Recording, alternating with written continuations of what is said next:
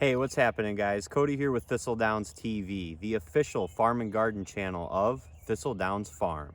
Have a really quick video for you today on companion planting. This is going to be very basic, beginner level video, and I'm just going to kind of go around and show you some examples of how I use simple companion planting in my garden. But before we go any further, I want to make sure you subscribe to our YouTube channel, hit that like button. Also check us out on Pinterest and on Instagram at Thistledowns Farm for more farm and garden content.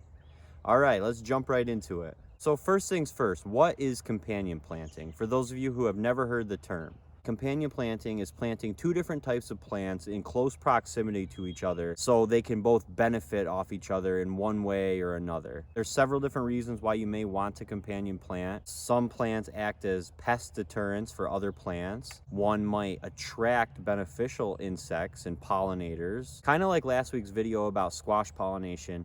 We talked about planting bee balm near our squash plants to attract pollinators so we don't have to worry about our squash blossoms being pollinated. Another reason why you might want to companion plant two types of plants is because they share very similar, if not the same, growing conditions. So if one can thrive in this particular raised bed, so can the other. Finally, another reason why you might want to companion plant is simply to save space, especially if you're raised bed gardening and you have limited space available. Using that square foot gardening method really allows you to maximize what you can grow in your garden, but it also requires a little bit of finesse to know what plants actually grow well together and ones you want to avoid.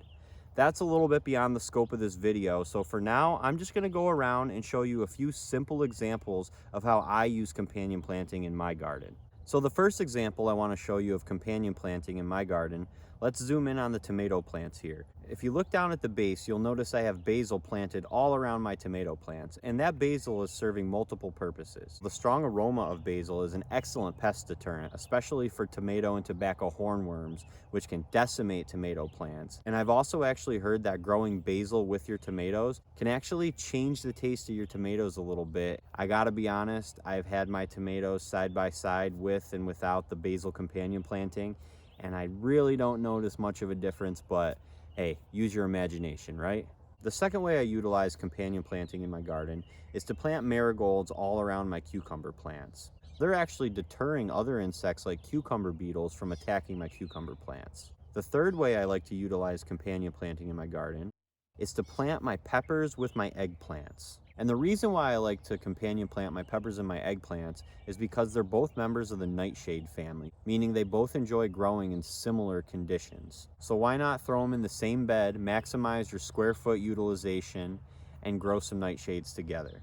One drawback of growing members of the same family together is a lot of times what one member of that family is susceptible to, that means other members of the family are susceptible to. So if some sort of disease got on my pepper plants, there's a higher likelihood it could transmit over to my eggplants and all of my plants could be wiped out. And another example of this would be cucurbits. Anthracnose is a fungal disease that can spread throughout your squash plants, and it can also infect other members of the cucurbit family like watermelons and cucumbers. So you'll notice that I have actually planted my cucumbers, my watermelons, and my squash all in different beds, and that's on purpose in case I do have an anthracnose issue in my garden. Hopefully it'll be isolated to just one plant, maybe at worst one bed, but hopefully I can kind of mitigate the damage a little bit.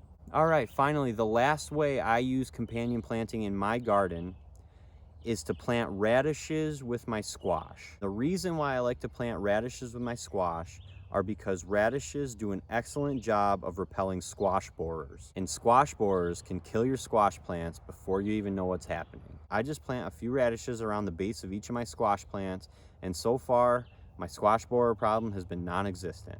So that's pretty much it, guys. I mean, these are just a few simple examples of how I use companion planting in my garden. Hopefully this gave you a little bit of inspiration, maybe ease some of those anxieties about not knowing what to plant where. And I mean, all in all, it's just about getting out there and trying it. So you're gonna screw up, don't be afraid, try again, and just have fun while you're doing it.